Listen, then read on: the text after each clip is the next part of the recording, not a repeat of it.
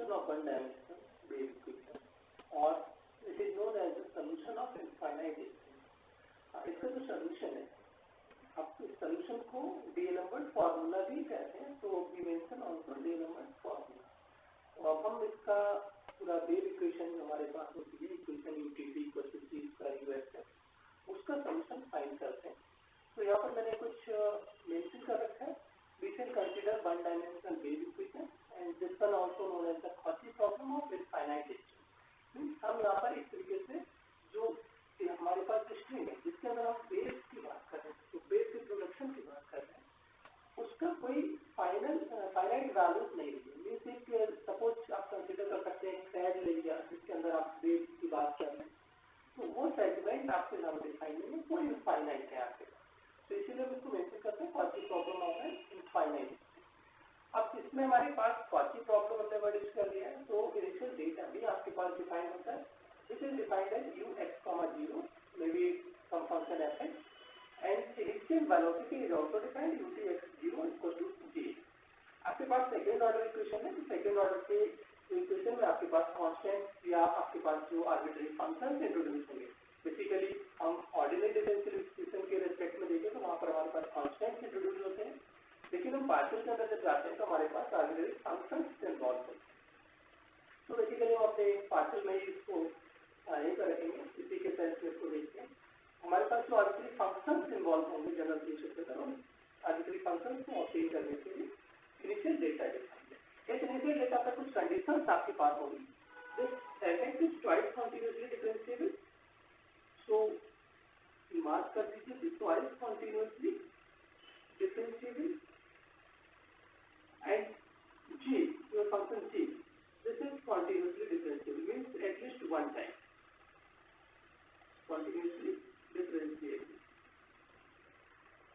ये क्यों होगा भाई? क्योंकि अगर आपका u 2 times differentiable नहीं है, ux0 means fx 2 times differentiable नहीं है, then it cannot satisfy the given problem. क्योंकि हमारे पास problem given है second order, तो उसको 2 times differentiable होना पड़ेगा. इसी तरीके से हमारे पास जो utx0 वन टाइम डेरिवेटिव यहाँ पर डिफाइंड है u का, इसको वन टाइम और डेरिवेटिव यहाँ पर एग्जिस्ट करना चाहिए, तभी इस तरह के फंक्शन आपकी गिवन इक्वेशन को सेटिस्फाई कर सकते हैं. तो इसका हम सोल्यूशन प्रोसेस देखते हैं और जो सोल्यूशन है उसको हम डीएलएम्बर्ट फॉर्मूला कहते हैं, उसको ड्राइव करते हैं. Okay, let's start. We use the method of the characteristic. So we mention by the method of characteristic, by the method of characteristic,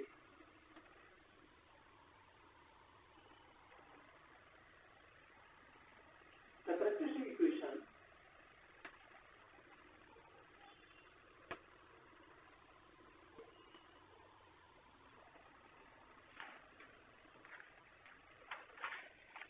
can be written as dx square minus p square dt square equals to 0, or you can write dx upon dt whole square minus c square equals to 0 on factorization, because dx upon dt plus c equals to 0 and one factor dx upon dt minus c equals to 0. फिर जो मैंने dx square minus c square dt square जो equation लिखी है, ये basically हम chapter number previous chapter के अंदर प्रीवियस लेक्चर का आपने देखा होगा, कैनोनिकल कन्वर्जन यहाँ पर दिया है सेकंड ऑर्डर डिफरेंशियल इक्वेशन का, उसी से आप इसको नोट डाउन कर रहे हैं. कुछ स्पेशल हम यहाँ पर कोई प्रोसीजर अडॉप्ट नहीं कर रहे हैं, उसी इक्वेशन का इस चीज को देख सकते हैं.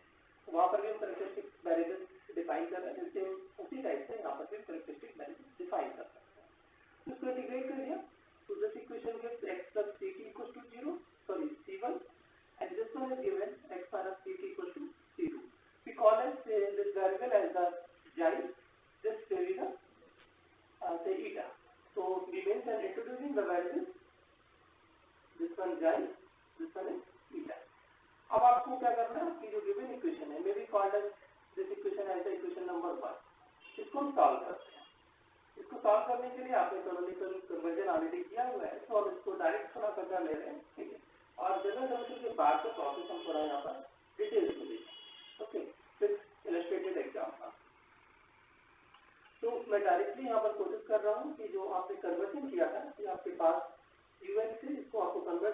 in terms of u xi into xi x plus u eta into eta x. एक मैं यहाँ पर आपको दिखा दे रहा हूँ, उसके बाद डायरेक्ट यूज करूंगा value. So what is the value of xi x? Here xi x is simply 1, eta x is also 1. So you can write u xi plus u eta.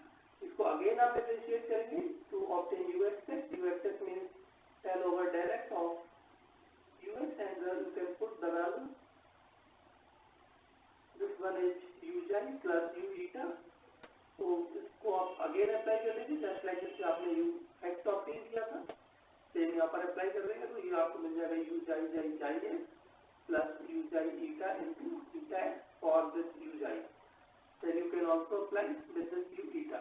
मैं इसका भी डिस्क्रिप्शन आपको पूरे डेरिवेशन के बाद इसको again define कर दूंगा कि अगर आप इसको एक्सप्लेन करने में प्रॉब्लम फेस हो रही है तो वो आप वहाँ से इसके देख सकते हो. This one is u eta xi into xi x plus u eta eta into eta x. Again सारी वैल्यूज को सब्स्टिट्यूट कर दीजिए and simplify it. So u xi xi into xi x is 1, so it is u xi xi.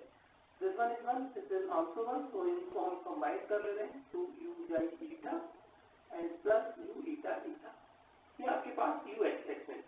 अब मैं similarly यहाँ पर u tt obtain कर लेता हूँ. तो mark similarly you can find u tt, which is c square u xi xi minus 2 u xi eta plus u eta eta. Okay, then substitute in equation 1. Substitute in 1 के अंदर आप put करेंगे. then आपके पास u tt आपके पास c square u xi xi minus 2 u xi eta plus u eta eta equals to c square u x x. u x x is u xi xi plus 2 u xi eta plus u eta eta. Similar terms हैं आपके दोनों साइडों का, वो cancel out भी हो सकते हैं. तो इसको मैंने कैंसिल आउट कर दिया and on simplification you obtain -4 times c square u xi eta equals to 0. ये हाइपरबोलिक नेचर है, तो आप डायरेक्ट इसको सॉल्व कर रहे हैं. कैनोनिकल में हमने ऑलरेडी इन चीजों को सॉल्व किया हुआ है, तो यहाँ पर हम उन सब चीजों को मेंशन नहीं कर रहे, डायरेक्ट इसको सॉल्व करेंगे. तो फाइनली यहाँ से u xi eta हमारे पास आ जाता है 0 और इंटीग्रेशन इसको इंटीग्रेट करके हम जनरल सोल्यूशन निकाल सकते हैं. तो फर्स्ट हम यहाँ पर इंटीग्रेट कर रहे हैं विद रिस्पेक्ट टू eta, और यहाँ से हम कोशिश करते हैं इसका जनरल सोल्यूशन फाइंड करने. तो ये तो हमारे पास u xi बच गया, राइट साइड में 0. तो ये 0 हमारे पास सिंपली ऑर्डिनरी इंटीग्रेशन जब हम करते थे तो हमारे पास कांस्टेंट इंट्रोड्यूस होता था, कांस्टेंट ऑफ इंटीग्रेशन.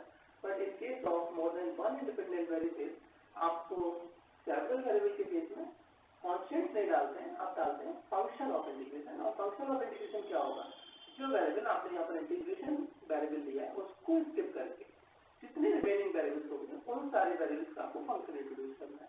तो हम यहाँ पर इंटीग्रेट किसके लिए कर रहे थे, ईटा. हमारे पास टोटल वेरिएबल्स कितने हैं, xi and eta. तो remaining variable is basically xi.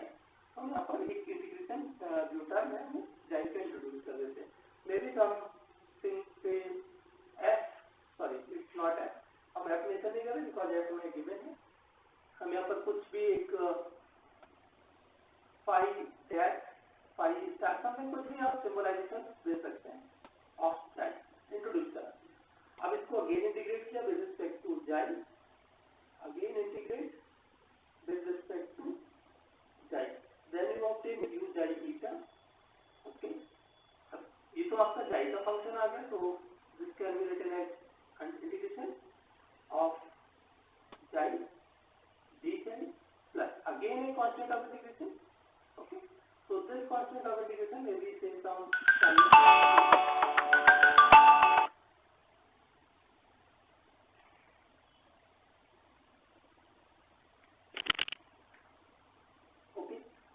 हमारे पास एक आर्बिट्ररी फंक्शन है, हमें फंक्शन की डेफिनेशन नहीं पता, बट इतना पता है कि फंक्शन ऑफ xi वेरिएबल है. तो हमारे पास आफ्टर इंटीग्रेशन xi का ही कोई फंक्शन आएगा. So we can symbolise may be say phi of xi plus this is retained as it is u xi eta. This is our general solution. Okay, in terms of new transform variable xi. तो इसको हम अपने original variable को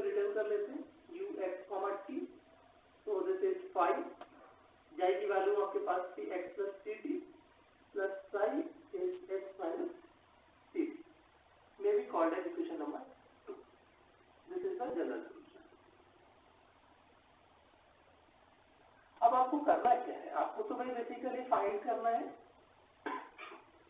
ये कौन सी problem, कौन सी data use करके, initial data use करके आपको तो इसका सोल्यूशन ऑब्टेन करना है। तो हम बेसिकली अब इसमें क्या करें, अपना गिवन डेटा अप्लाई करते हैं। गिवन डेटा अप्लाई करने के बाद arbitrary function phi and psi इसको इवेल्युएट करते हैं।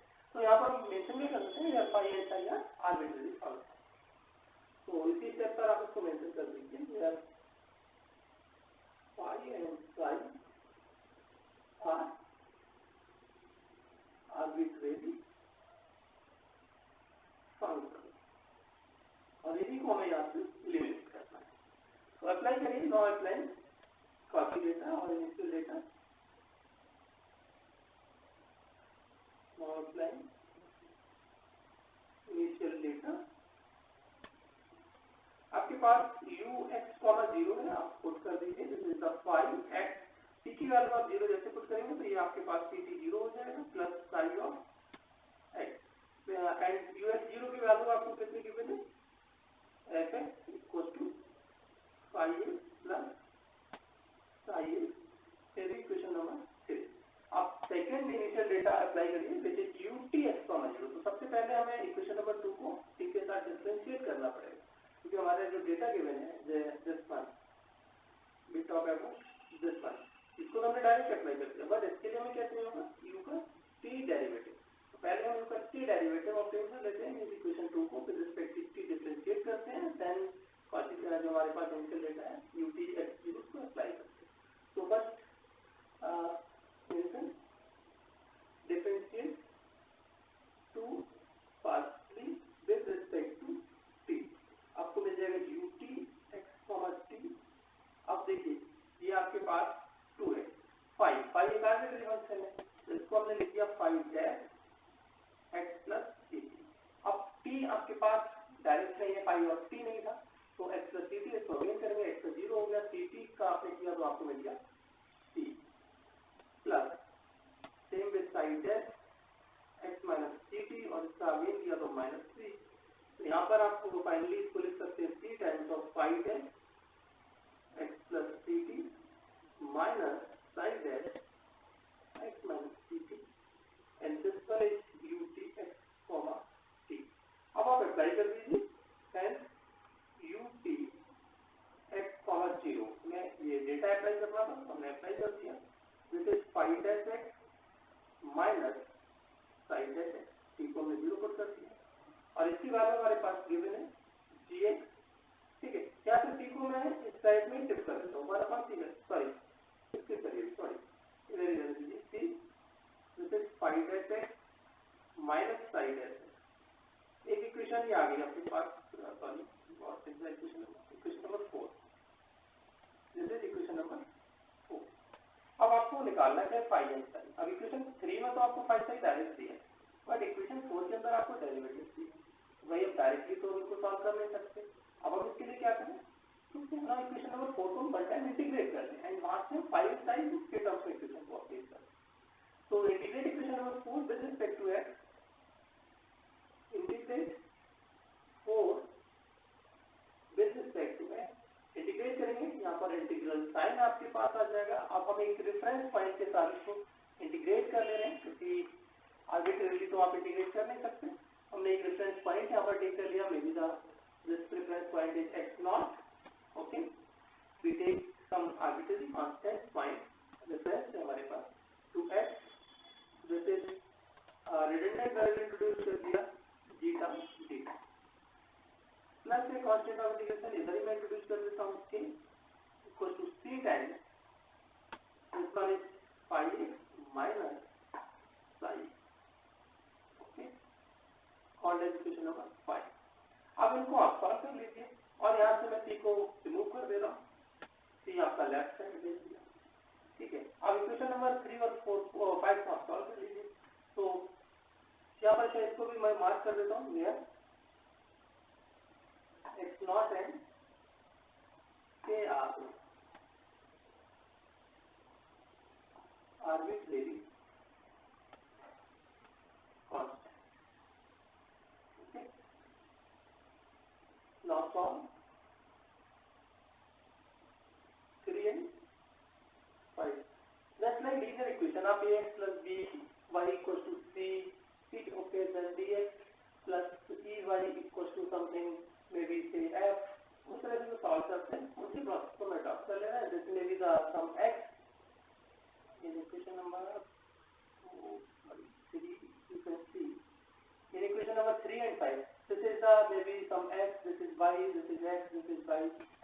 y and x minus y, तो एकदम सिंपल वे में सॉल्व करके ऑब्टेन कर सकते हैं।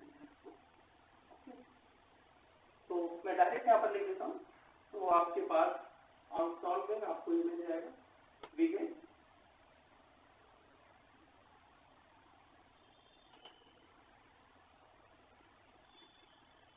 Phi x equal to 1/2 f(x) plus 1/2c integral x0 to s g tau d tau plus k/2, and you obtain psi of x equal to 1/2 f(x) minus 1/2c integral x0 to s g tau d tau minus k/2।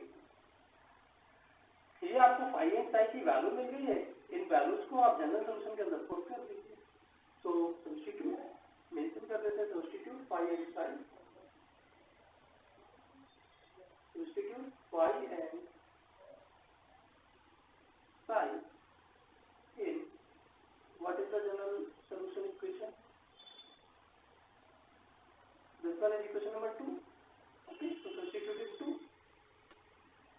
Substitute phi x i in 2। अब आपके पास देखिए यहाँ पर phi x है, आपको phi x plus c t चाहिए। Equation number 2 में आपको एक्स प्लस सी टी से इसको रिप्लेस करना होगा। पूरी इक्वेशन को आप एक्स की जगह पर एक्स प्लस सी टी से रिप्लेस कर दीजिए। तो यहाँ पर आपके पास आ जाएगा phi x plus c t f x plus c t integral x not to x plus c t d tau plus k by. तो इसमें आपके पास sine x minus c t put करना है। तो यहाँ पर f x minus c t minus 1/2 c integral x not to x minus c T आ जाएगा। तो उस तरह से हम इसको पूरा सब्स्टिट्यूट कर देते हैं, एंड देन हमें जो सोल्यूशन मिलेगा यूएक्सटी मिल रहा है, दिस इज 1/2। पहले हम फाई की वैल्यू लिखते हैं x plus c t plus 1/2 c integral x not to x plus c t g tau d tau plus k/2। अब हम प्लस करके साई की वैल्यू लिखते हैं, plus 1/2 f x minus c t minus 1/2 c integral x not to x minus c t d tau minus k/2। Plus and minus आपके cancel out हो गया। Similar terms को एक साथ रीअरेंज कर लेते हैं, तो ये हो गया f x plus c t plus f x minus c t, एक साथ कॉपी कर दिया, plus 1/2 c is taken out. तो this can be written as x not to x plus c t d tau minus integral x not to x minus c t d tau. Okay, अब देखिए भाई आपके पास 1/2 f x plus c t plus f x minus c T, ठीक है, plus 1/2।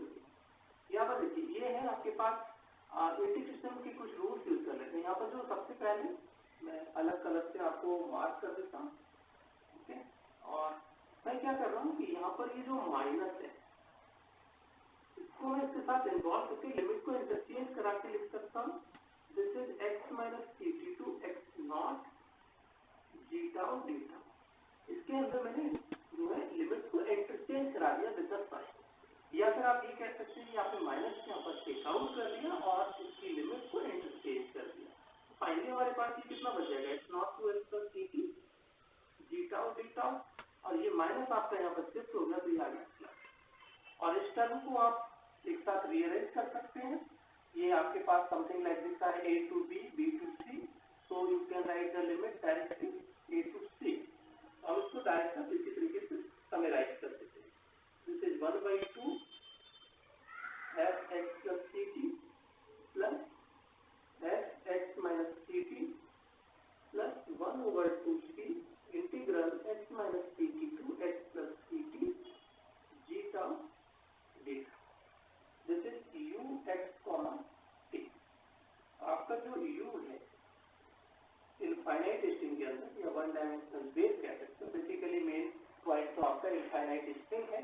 जब आपके पास कोई बाउंड्री इम्पोज नहीं होती, then the solution is given by this formula which is totally depends on the initial data. आपका जो सॉल्यूशन है आप यहाँ पर नोटिस कर रहे होंगे केवल इनिशियल डेटा आपके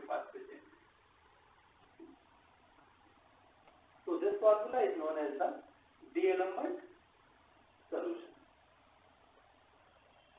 The mark here, this is called D'Alembert solution of Cauchy problem.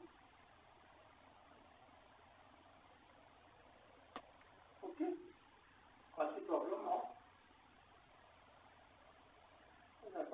Cauchy problem for 1D.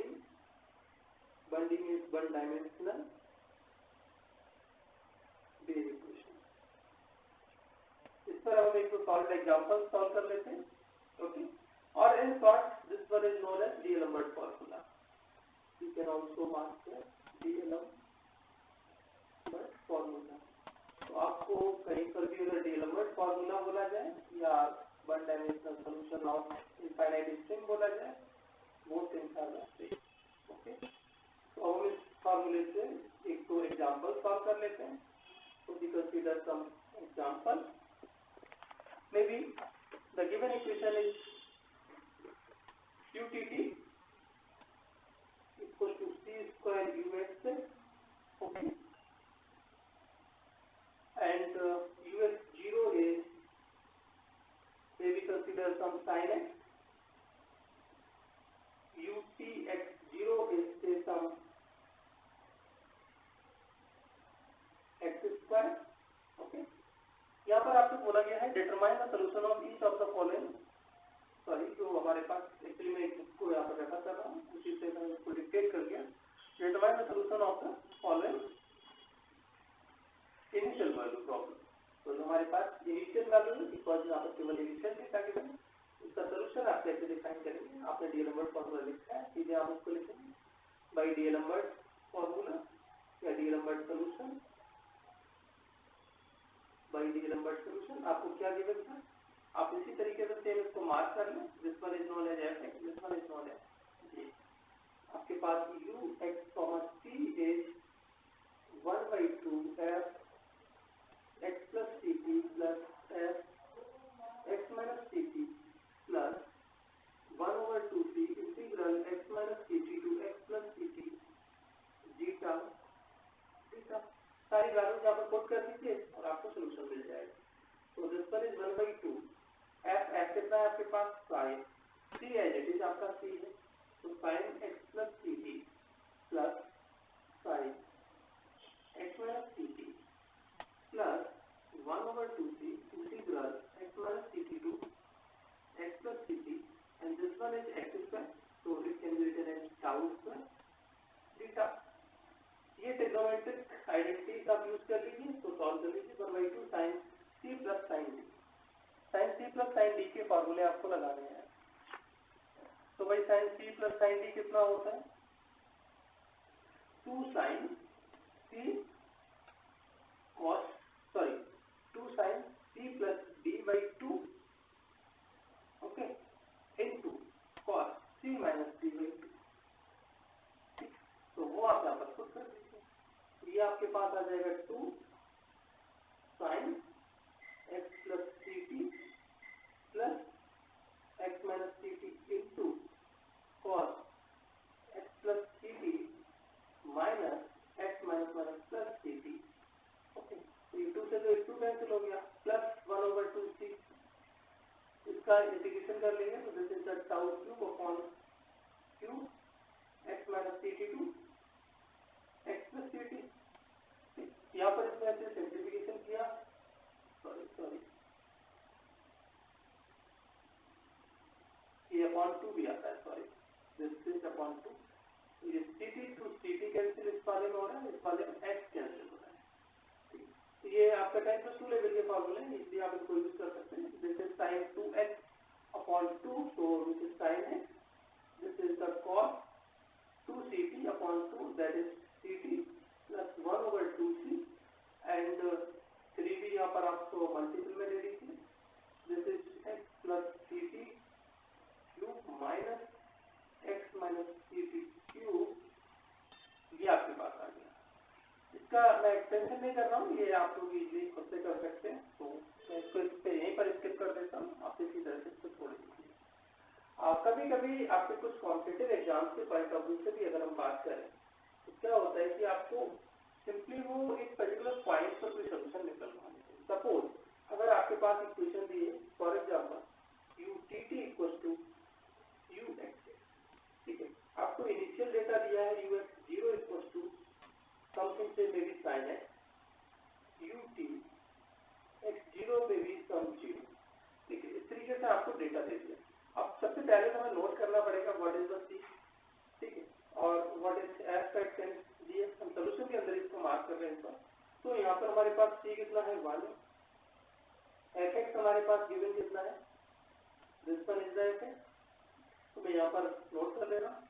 And what is the g x is given, g x इस बार हमारे पास 0 गिवन, ठीक है। डीएलएमएट सोल्यूशन ऑलरेडी आप लोग जानते हैं, ठीक है, उसको यूज कर देते हैं।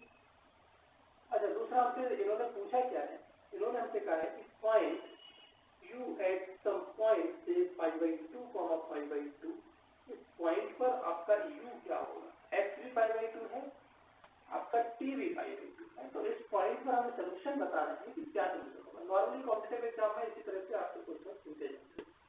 तो एक उसी का छोटा सा मैं ओवरव्यू यहाँ पर दे रहा हूँ। बाय डीएलएमएट सोल्यूशन आपको फॉर्मूला नोट कर लीजिए, यूएसटी आपके पास होता है 1/2 f x plus c t plus f x minus c t plus 1/2c integral x minus c t to x plus c t g tau d tau. जो भी values आपके पास available है सारी वैल्यूज आप पुट कर दीजिए। This is 1/2 sine t is 1, तो x plus t plus sine x minus t plus 1/2 p is 1 integral x minus t to x plus t, but g is already given 0, so ये जो integral है this one is totally 0। अब आपके पास u x t मिली। इस तरीके की problem में देखिए एक और इम्पोर्टेंट पॉइंट है नोट करने वाला कि हम इसको पूरा सिंप्लीफाई ही नहीं करेंगे, हमें जिस पॉइंट पर वैल्यूज निकालने की बात की गई है उसको डायरेक्ट यहाँ पर सब्स्टिट्यूट कर देते हैं कि u π/2 पर क्या वैल्यू आई, तो सबको यहाँ पर पुट कर दो भाई, sin π/2 in place of x plus π/2 in place of y plus sin π/2 in place of x minus π/2 in place of t, और ये टर्म तो ऑलरेडी आपका पहले ही 0 हो चुका है, so 1/2 this is the sin phi plus this is the sin 0 and already you know the value of sin π/2, sorry sin phi is 0 and sin 0 is 0, so total value is 0। तो competitive exams में कई बार बहुत छोटे छोटे से question हमको मिलते हैं, लेकिन